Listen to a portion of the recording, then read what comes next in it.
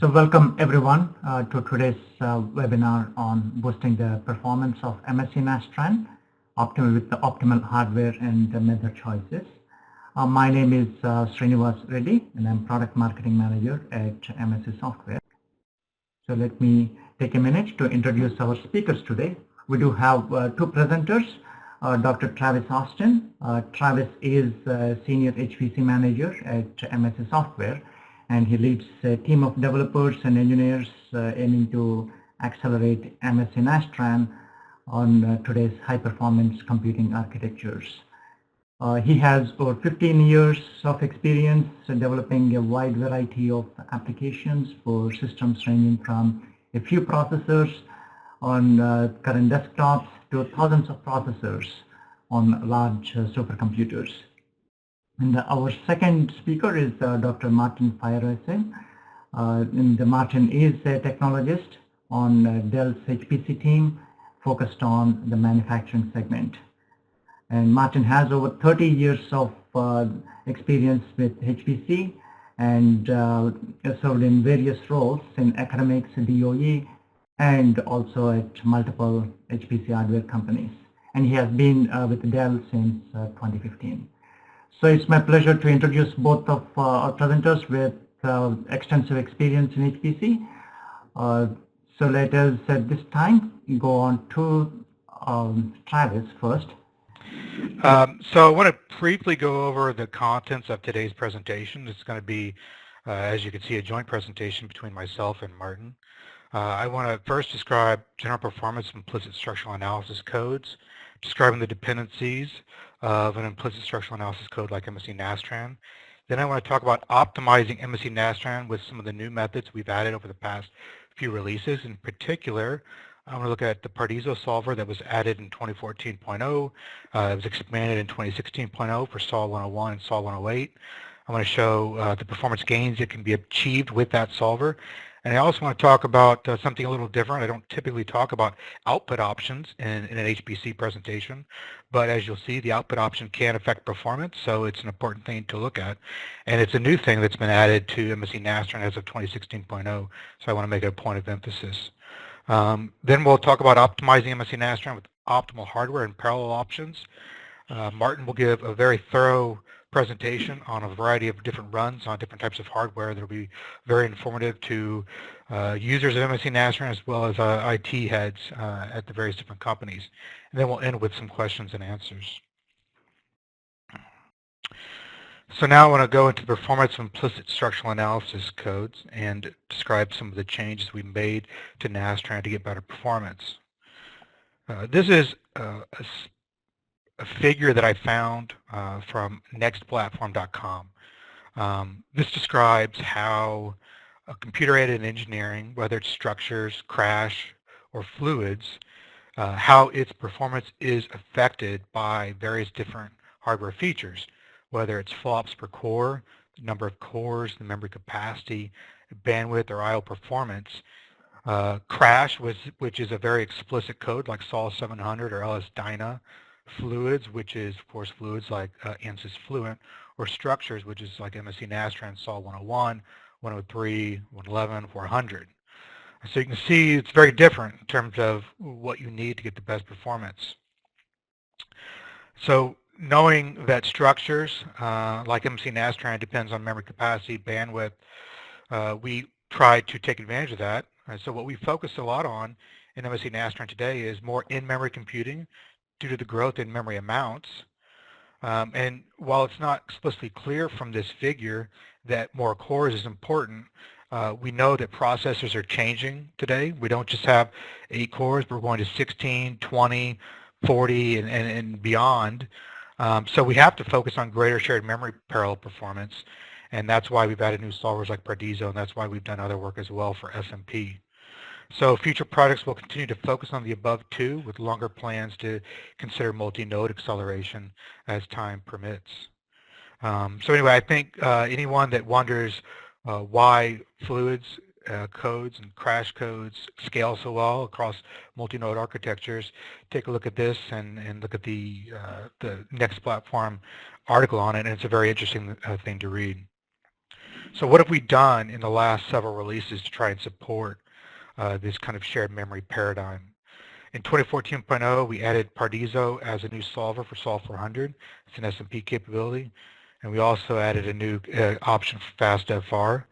In 2014.1, we added a new version of the CASI solver, which is SMP. And in more recent release, 2016.0, we had many projects focused explicitly on SMP, both the Pardiso solver that has better SMP performance, SMP acceleration of element matrix calculation in Solve 400, and a new ACMS that we'll see some results for in Martin's part of the slide, better SMP scalability. In a release that's coming out this quarter, we again have focused on SMP with external superelements for ACMS, and we're also looking at DMP for fluid solve in Solve 103. And I want to point out one other thing in this release that's coming out this quarter is the HPC team that I'm in charge of here. We've been focusing lately, the last several months, on writing a manual that will help users get the best performance out of 101, 103, 108, 111, and 400 if time permits, and then we'll expand on that in the future. So very excited about that, and I think that'll be very useful for users. So now I want to go to some of the actual work that we've done and some performance gains that you see with Pardiso for 101, and also look at how HDF5 impacts performance and when you should use it and maybe when you should not. And so the Pardiso option is obtained from us with the Intel Math Kernel Library. Prior to MSC Nastran 2014.0, we only relied on dense linear algebra in the Intel MKL library. So that's the DGEM. That's the dense matrix multiply. So that's what we've always done in the past, taking from the MKL library of Intel. And every time Intel spends time optimizing their libraries for AVX or AVX2, we get the benefit of that. But starting in MSC Nastran 2014.0, we added support for the Pardiso solver from the same Intel MKL library for Solve 400. That has much better scalability, as we will see later on, and gives better performance. And in 2016.0, we extended the support of that to 101, 107, 108, and 111. And in the release that's coming out this quarter, we've improved the robustness of it and handled some other cases that were troubling users in previous releases. So there's been kind of a question of why the Pardiso solver takes more memory than our default solver MSCLDL. I want to describe that here to give users kind of an understanding of that.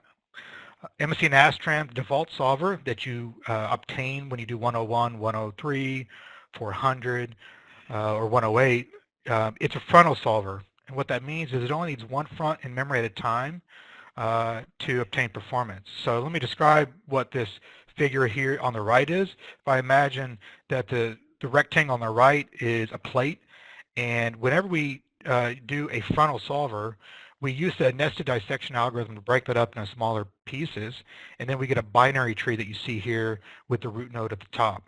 So the algorithm used for doing the matrix factorization is based on this frontal method and based on a binary tree. And so what you basically do is you generate these fronts in the binary tree, and you handle the fronts one at a time. So you start at the first front, then you go to the second front, then you go to the third front, then you go to the fourth front, and that's how you do the factorization, and that's how you do the FBS. And for 101, 108, 400, and for 103, that order is impacted in terms of the overall performance. So how is Pardiso different than this? Pardiso is a multi-frontal solver. A multi-frontal solver is an improvement of the frontal solver that uses several independent fronts at the same time. So same picture, we have on the right what could be considered a plate, and the nested dissection algorithm generates a binary tree that's used in the matrix factorization process. In the multi-frontal algorithm, we don't work on one front at a time, we work on multiple fronts. And here I have two fronts. In reality, we could have many fronts. The more fronts we have, the better parallelization we get. Of course, we can't just arbitrarily pick a large number of fronts. They have to be independent in order to get the parallelization. So we go from the first two fronts to the second two fronts and to the third two fronts. And this is the multi-frontal algorithm. You can imagine that the binary tree can be much, much larger. You can have many fronts going at the same time. But that's how it gets the parallelization. And that's why it gets better performance, and that's also why it consumes more memory. So here is an example from the aerospace industry. It is a model with multiple loads. You can see on the upper left here, we have approximately 700,000 degrees of freedom. It's mainly 2D shell elements, and it has over 1,000 loads. We ran this on our HPC machine, which has the machine specifications here at the lower left. And what you see here are times for SMP equals 1 up to SMP equals 8, comparing the default solver, MSCLDL, to Pardiso, PRD-LDL. And I'm calling it PRD-LDL because that's how you actually define it with the sparse solver command option. And so one of the things you see here is that MSCLDL scales from SMP 1 to 2, and then at 4 it starts to lose scalability. Past that, there isn't as much.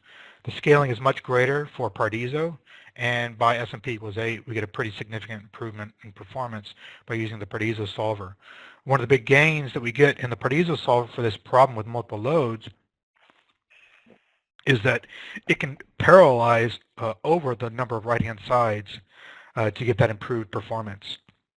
And we made improvements to this particular part of Solution 101 with multiple loads in this release that's coming out this quarter, so it can handle a larger number of loads without without running out of memory. Here's the second case, and what I wanted to show here is performance as I vary the amount of memory. This is a large linear statics model. It's basically similar to the picture you see on the lower left, not exactly that picture, but similar. I'm running this on the same machine, and I'm varying the memory max values for SMP equals 16, and I'm fixing bpool. What this means is if I fix bpool, now bpool is a command line option, on the left that means that the solver itself, or OpenCore, if you look at the FO4 file, has 50 gigabytes available to itself to perform the solve. In the second case here, memory max is 150 gigabytes, bpool is 50 gigabytes, again, same amount. That means the solver has 100 gigabytes, and then on the right, again, it's 196 total, bpool is 50, solver is 146. What you see here is Pardiso maintains a pretty consistent performance, faster performance than our default solver here, and so in this case, it actually can run with varying amounts of memory. Now on the far left, what we have here with the 100 gigabytes, Pardiso actually went out of core, and that will be observed in the FO6 file. We actually issue an information message that says Pardiso has gone out of core. It used this much memory. If you gave it this much memory more, it would run in core. And typically you really want Pardiso to run in core, so you want to look at the FO4 file or the FO6 file to see what its memory usage was.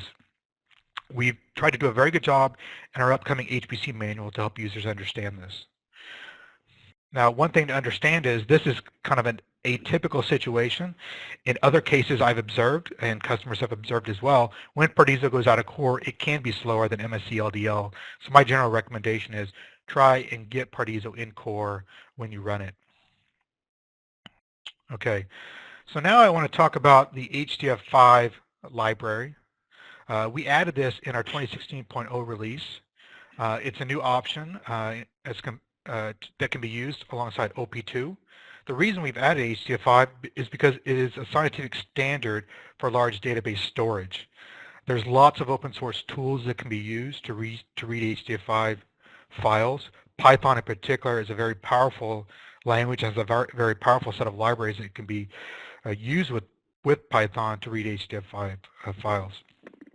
They have a couple of options with HDF5. You can set it to be uncompressed, which is HDF5.0, or compressed, which is HDF5.1. It's natively readable in Patran. That was in 2016.0. And in the next release that's coming out this quarter, I believe we're in the process of delivering a Patran beta. We're filling in some of the gaps that weren't completed in 2016.0. So what happens now when you use HDF5? So I want to go back to this same model, and I want to look at how it performs with various different types of output files. So what I've got here is same type of scenario. I'm running this model with SMP equals 8 for all different solvers.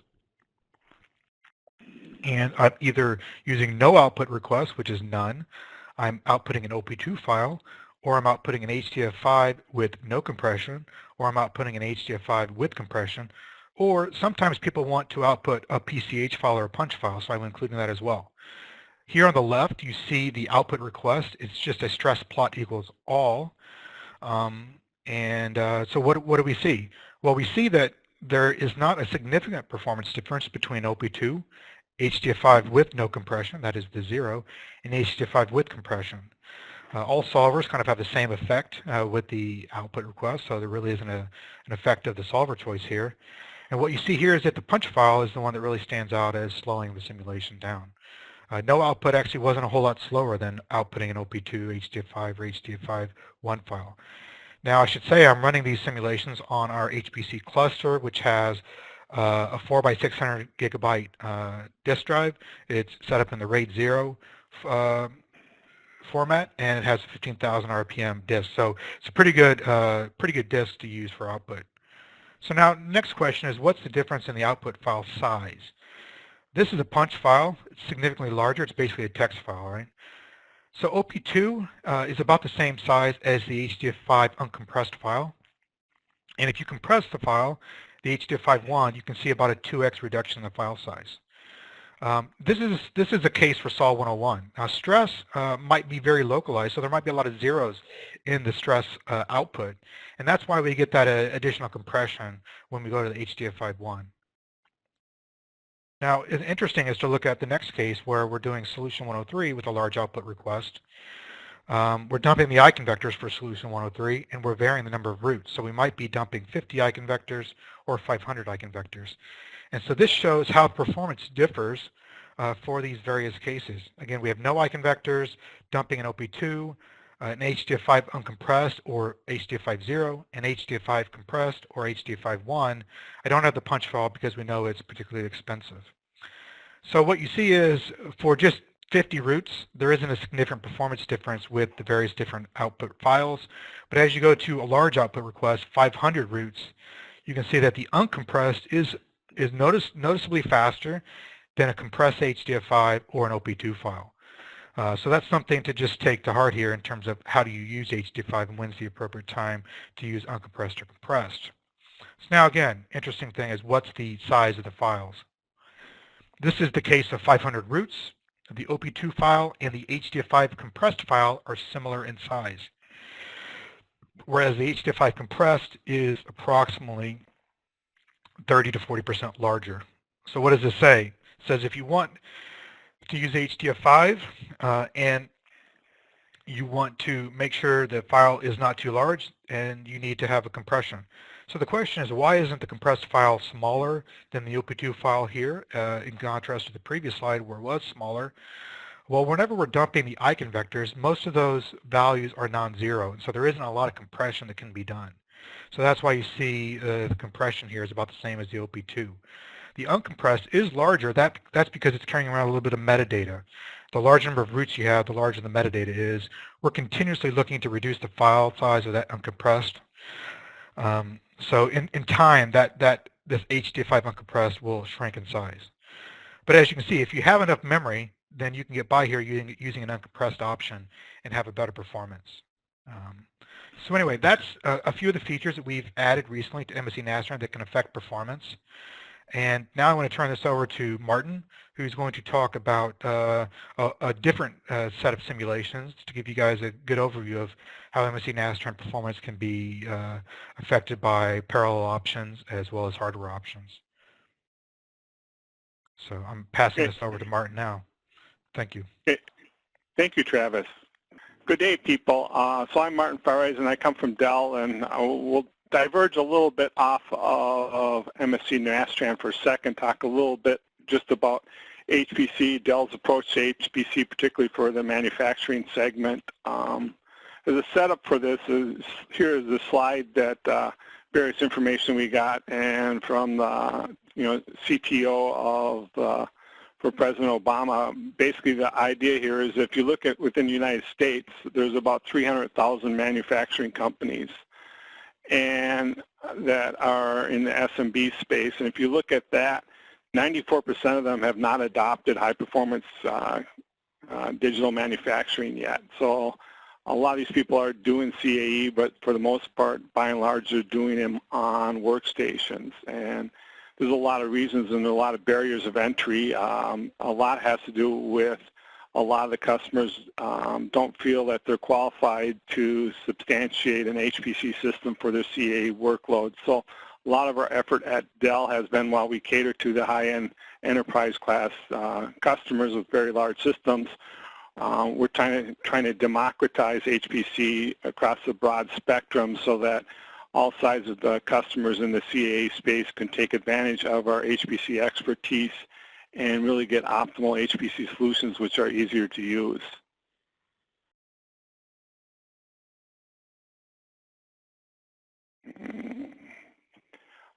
So briefly, what does an HPC system look like? This is kind of a cartoon schematic of it, and in general there are compute nodes where all the work is done. Typically for a cluster there's a master node which handles all the administration of the node. Most clusters will have multiple networks. They would have a management network. They would handle IP traffic. Often this is data traffic or login type, moving files around, plus a high-speed network. A high-speed network tends to be used for message passing for highly parallel software. Primarily, if you remember from Travis's spider graph earlier about CAE applications and their various domains of hierarchy for what they require in terms of hardware resources. Stuff like Crash and CFD tends to run across multiple nodes where a high-speed network, something like InfiniBand or Intel's OPA OmniPath network are used for those type. We'll talk a little bit about this with stuff like Solution 108 here, where MSC has done a good job there being able to distribute the problem across multiple nodes. Within Dell, we basically source our HPC clusters out of really two types of servers that we have. We have what we call HPC-enabled servers. So these are just run-of-the-mill enterprise servers that Dell produces that are suitable for an HPC type workload. Additionally, Dell has taken some select products, such as the ones listed above, where the products were designed from the get-go to be better suitable for HPC. So often this has to do with density cooling or some type of integration in terms of storage, memory, and or network. So for the last year, what we've been trying to do is simplify building up HPC systems for CAE, and looking at the historical way HPC has been done. It's been done what one would call a snowflake approach, where every customer was unique and every customer solution would be unique. One of the problems with that would be that a lot of customers end up solving the same problem that other customers have. If there's no commonality in what customers are using in terms of HPC resources, there's no cooperative learning, and the best practices kind of remain isolated. So we tried to set out and build up a HPC system that would use replicative building blocks, so that the building blocks that different companies would use would be basically the same building block. They would be validated building blocks that we've used within our engineering lab and tested with ISV applications to make sure that these building blocks really are suitable for the various types of workloads. So we're trying to take 20 million different solutions and boil it down to, but this approach is a little bit different than just coming up with a small, medium, and large HPC system, because the assumption here is that different companies would have different types of workloads, and what they would do is they would source their system based on the types of building blocks that correspond to their workloads. So in particular, if we look at the bottom, the most important workload compute blocks that we have would be one for explicit solver applications, one for implicit solver applications. Additionally, we'd have a video desktop type building block for visualization, and then management building block for maintaining the cluster. All this was put together into the HPC system for manufacture, which allows our customers and sales teams quickly build up a suitable system with software called System Builder that looks at the customer's requirements and then can create an HPC system for them based on what their workload looks like.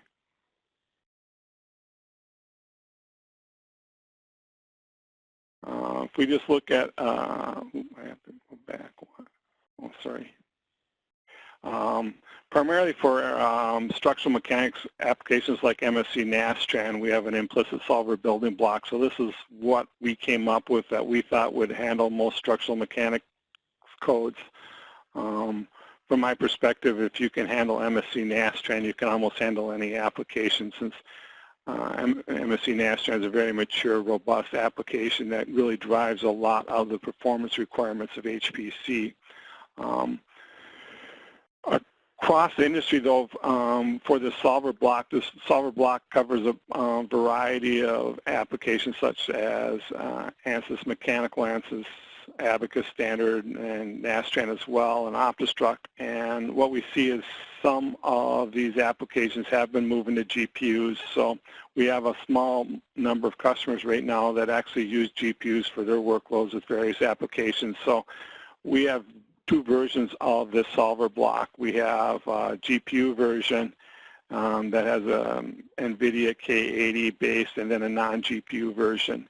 And they're not identical, because what we've seen is customers that use GPUs tend to use them differently than customers that don't use GPUs. So the customers that use GPUs tend to have modest-sized problems that, for the most part, are solid elements. And we see that the non-GPU customers tend to use bigger models that tend to have more shell elements in them. So as an example, you would see that we've put more memory into the non-GPU building block, because we believe that they would be typically used for larger class problems. Likewise, in terms of the processor, for the non-GPU, we use the Intel E5 2667V4 processor, which is the latest Broadwell processor, which is an 8-core that has a base clock frequency of 3.2 gigahertz. So what we see is that without the GPU, having extremely fast Intel processor is actually critical for workloads like MSC Nastran. If one is going to assume that one's going to use a GPU for most of the solver acceleration work, then it doesn't make sense to put a lot of money into the Intel processor, which primarily handles non-high computationally intensive workloads. So we used more modestly priced Intel processor, the 2650, or sorry, the 2680, which is more cost-effective, also uses a little less energy, given that the GPU systems tend to run hotter in some data centers. Going with a more modest processor in terms of using slightly less energy helps make that more suitable for more environments.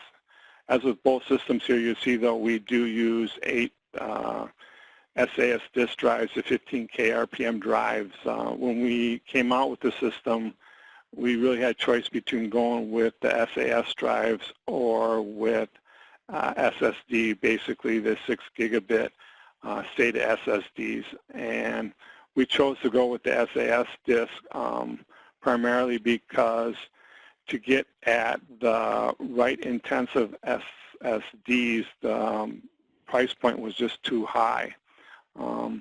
A lot of people understand that there's a lot of SSDs out there. What they don't necessarily understand is that there's an endurance number on SSDs, which is basically the finite number of write cycles you get on the use of the SSD. And if you want to store pictures or spreadsheets, you don't do that many writes on your blocks. But if you're doing Scratch I/O with Nastran day in, day out, you'll find that you really would need a mixed use or write-intensive SSDs. And what we've seen is that the price has really started to drop in the last 6 months, but over the life of this design, we decided to stick with the SAS because at the end of the day, we thought it was more important to have enough storage to handle all your problems than not having enough storage and potentially running some problems slightly faster.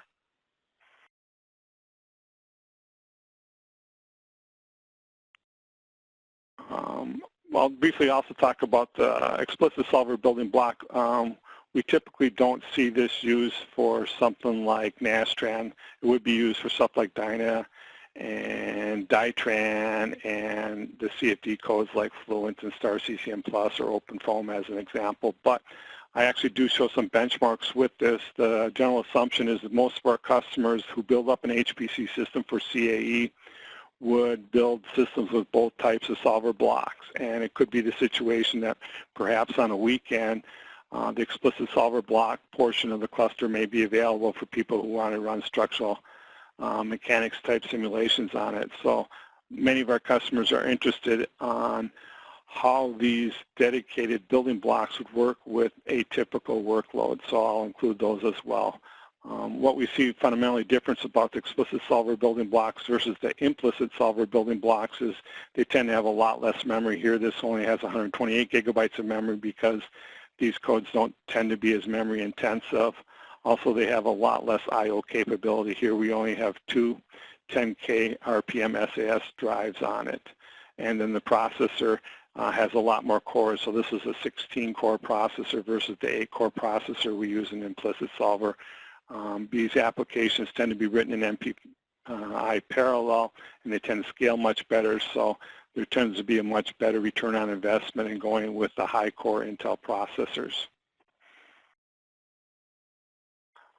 So overall, that's just the hardware portion of HPC. From Dell, we have a holistic point of view. I focus really on what type of hardware would run applications well, but we realize that customers need everything from deployment services. We have a lot of our HPC clusters that customers that are moving on to HPC that get remote cluster management services because they don't think their IT is capable of handling that itself. So we offer that. We offer support, financing, what have you. Again, it's just having a technical solution for HPC without having a business solution doesn't make a lot of sense. So now I'll talk some about actual results that we got on our HPC system for manufacturing. I'll start with solution 103. Here I'm showing 3 different cases. They're modest-sized body and white models from 7 to 10 million degrees of freedom. We can see they vary from 160 modes all the way up to about 4,000 modes. And here, these are benchmarks using the implicit solver building block that I discussed earlier on. For these benchmarks, what I've specified on the runtime, which seems to be reasonably optimal, is DMP equals 2 and SMP equals 8. We'll look at that a little bit further. What we see here is that the behavior on these 3 models is pretty similar between version 2016.1 and version 2017 beta with default and with the new ACMS solver. So they have a new domain solver for ACMS where you say version equals new at the bottom, as you can see in the asterisk there. You can see overall that MSC has made quite good progress between 2016 and 2017, and additionally they've made really good progress with the new domain solver for ACMS.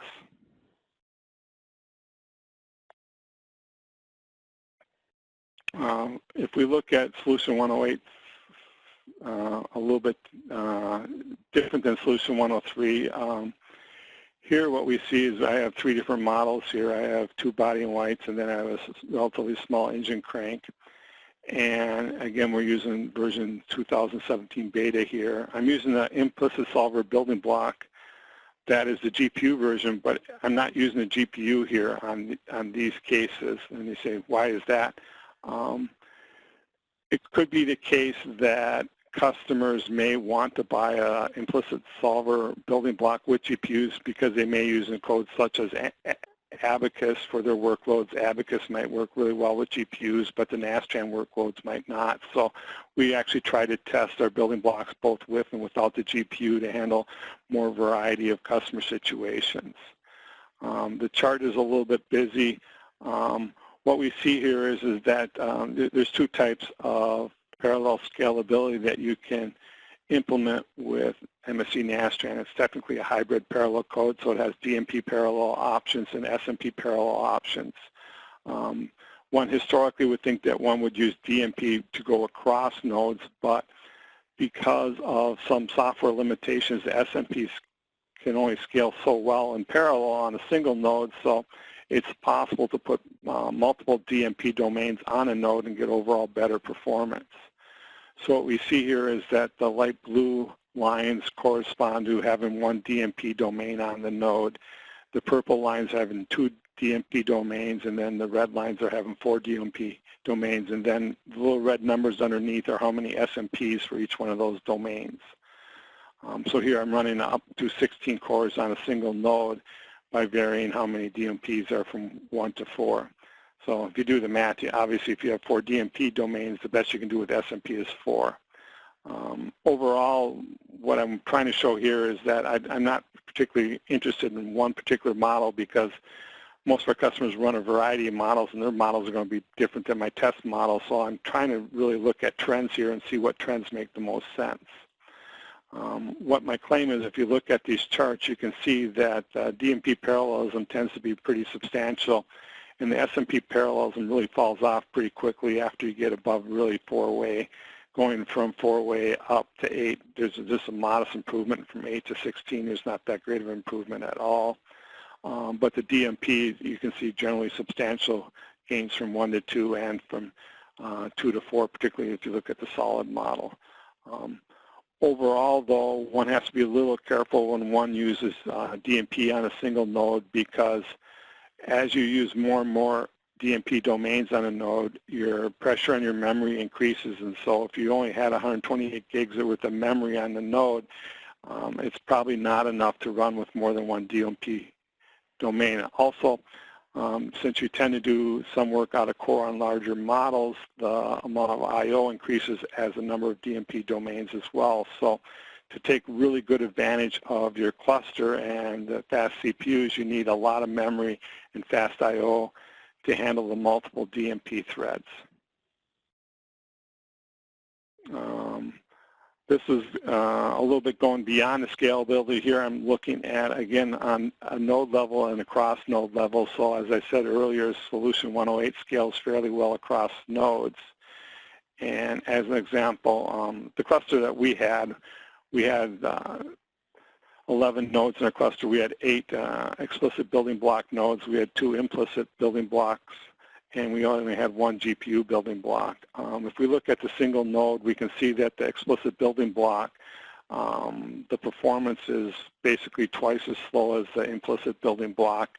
Again, it doesn't have very much memory. It only has 128 gigs of memory, and it only has 2 disk drives as opposed to the implicit building blocks, which either have 256 or 512 gigs of memory, and they have 8 SSD drives.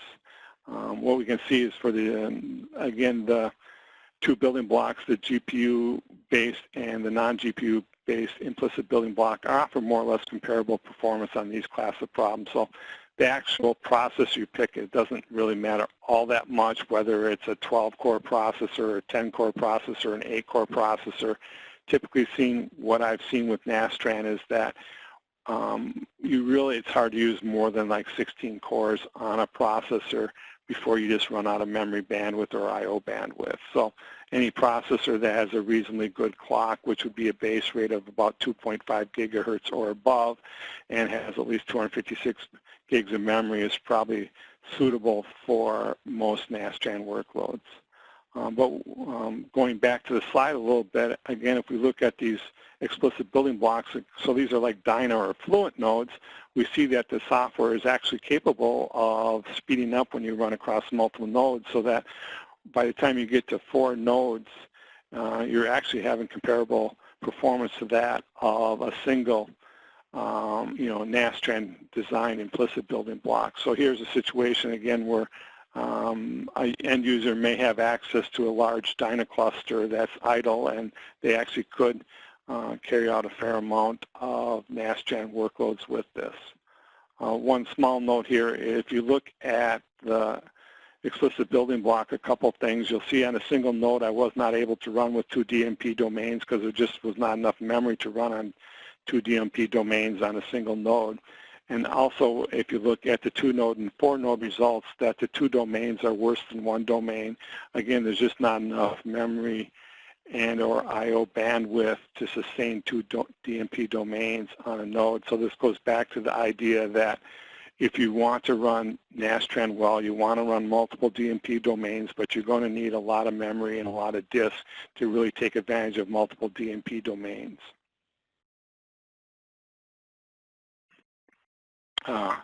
Travis talked a little bit about the Pardiso Solver. He showed some solution 101s with it. I'm showing some solution 108, and here I'm looking at, again, a modest shell element model. And here we see with DMP equals 1 from 1 to 16 threads, and DMP equals 2 from 1 to 8 threads.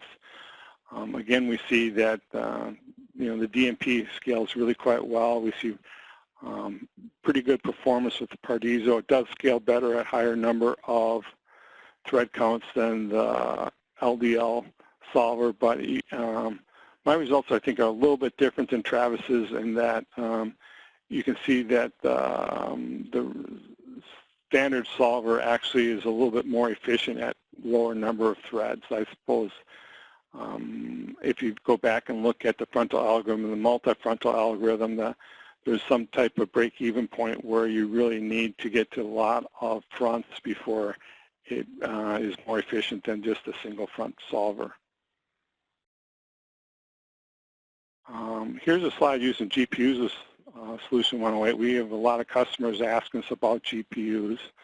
Again, the slide's a little busy. I have then you know, 2 body and white models and a crank model, which is all solids, and you can see there the number of frequencies I'm computing and the size of the models. Again, in the slide, the blue lines represent the non-GPU results, and the purple lines represent the GPU results, where the SMP threads vary from 1 to 4. We can see that when you run with 1 thread that the GPU results are substantially faster than the non-GPU results. But what happens is that the shared memory speed up is quite adequate with the non-GPU version, so that by the time you get to 4 SMP threads without the GPU, you're doing better than what you can do with the GPU version. And adding SMP threads doesn't really add anything to the GPU version because the computational work's being done in the GPU, not in the Intel processor. So overall, this is just one model. I think in general, in talking with Travis and talking with other customers, some customers, if they have a certain class problem, GPUs work really well for them. But from a broad perspective, it seems to be rather spotty what works well with GPUs and what doesn't work well with GPUs. So I think there's more work to come on this right now. But again, we offer a GPU option, but we think that the majority of our customers would choose a non-GPU based implicit solver building block. Moving on to solution 111, here we have a few more cases, a couple solids there, crank and an engine, and we vary from 3 million degrees of freedom all the way up to 50 millions, and as you can see, the number of modes can actually get quite large. So these are from small to very large problems. Again, what we see here is we're using an implicit solver building block for these benchmarks with the DMP equals 2, SMP equals 8, which seems to be more or less a standard reasonable way of running solution 111 with Nastran. And here again, I'm comparing version 2016.1 with the standard ACMS algorithm and version 2017 with the standard and 2017 with the new algorithm. And apart from the crank model, which we're looking at right now, which is a little atypical, we can see the rest of the models show pretty normal behavior where, again, we get about a 10 to 15% speed up moving from 2016.1 to 2017 and an additional 10 to 15% when we go to the new solver. A couple things here you might want to notice that in the body and white 21 model, there's no blue line because that solver did not work with that model. One of the things that I found was that version 2017 seems to be able to run a lot more of my test cases than I had problems with the 2016, and the new ACMS algorithm also seems more robust, and I had a lot fewer problems with that than I did with 2016. So overall, I think that, you know, besides the fact that the code is getting significantly faster, which is always good, it seems to be getting more robust as well. And one last busy slide here. This shows scalability.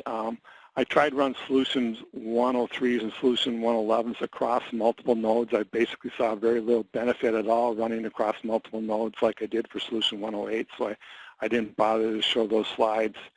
But here, what I'm trying to show is, well, basically a lot of numbers, and so the individual numbers I don't think matter. What I'm trying to demonstrate here are the trends. And the trends is looking at a variety of models running with DMP equals 1 on a node, DMP equals 2, DMP equals 4, then varying the number of threads depending on how, getting up to a total of 16 cores. And you can see, ski jump behavior, which I guess is relatively good. And we can see that when we go DMP equals 2, it's, marginally, 1.5 times faster than DMP equals 1, and same with DMP equals 4. So overall, it does look like DMP equals 2 and DMP equals 4 really do work substantially better than DMP equals 1. And again, the sweet spot seems to be somewhere around DMP equals 2, SMP equals 8.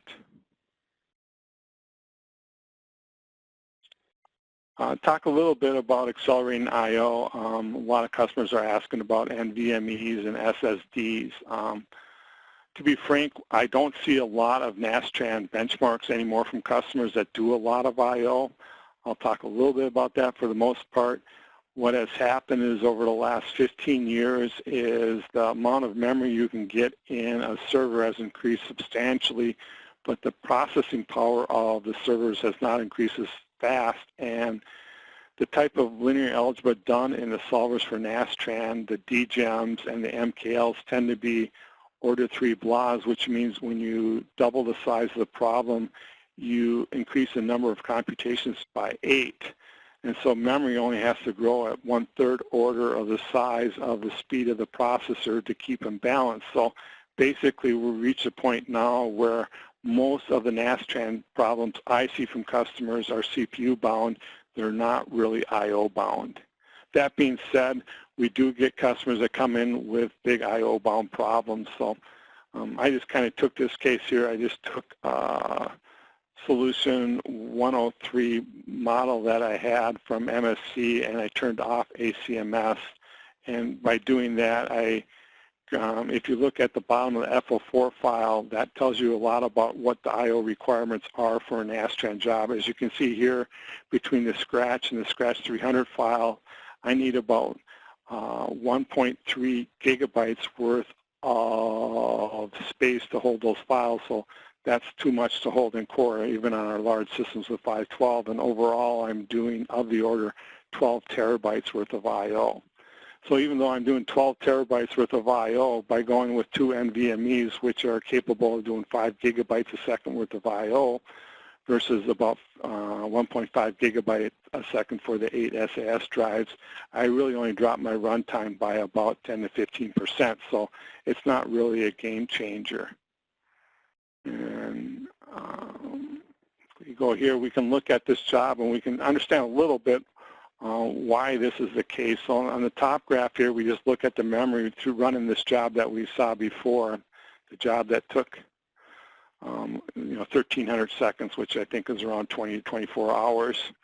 You can see what happens is that if you have available memory, any free memory, basically the Linux just uses it for cache, and as long as you have enough memory and you don't really do much more I/O than that, say if you have 512 gigabytes of memory, Nastran typically only needs, for most of these types of jobs, anywhere from about 40 to 80 gigabytes, so you have about 400 gigabytes of memory available to buffer the I/O, and you don't necessarily even have to say the SMEM card or anything. You can just let Linux buffer the I/O itself. It does a really good job of buffering the I/O, and so you just don't have to worry about it.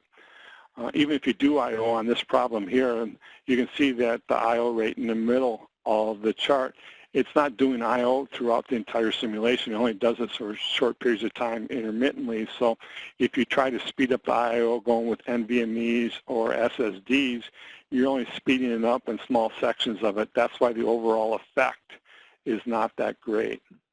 Then the last thing has to do with what I would call the I/O donor hole.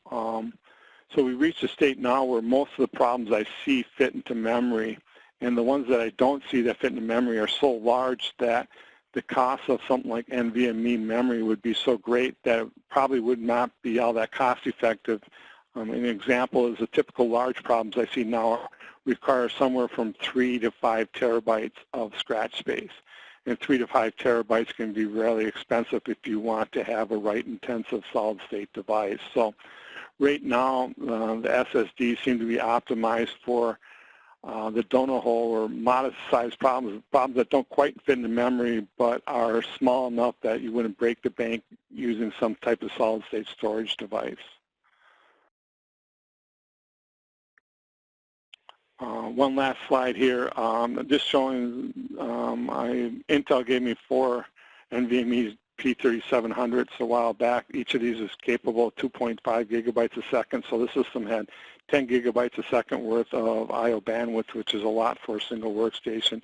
I ran some various customer problems on that, and what we can see is that even moving from a system that had 1.5 gigabytes a second to 10 gigabytes a second worth of I/O, that the speed up for the most part is modest. Sometimes it's the same speed.